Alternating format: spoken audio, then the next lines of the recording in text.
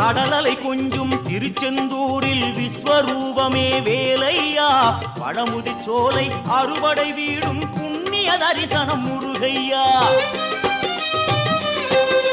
திருநீர் அணிந்து வரும் போது நெஞ்சில் நிம்மதி பிறக்குது கந்தையா.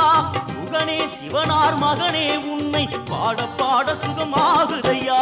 வேல் முருகா அரோகரா அரோகரா வேல் முருகா.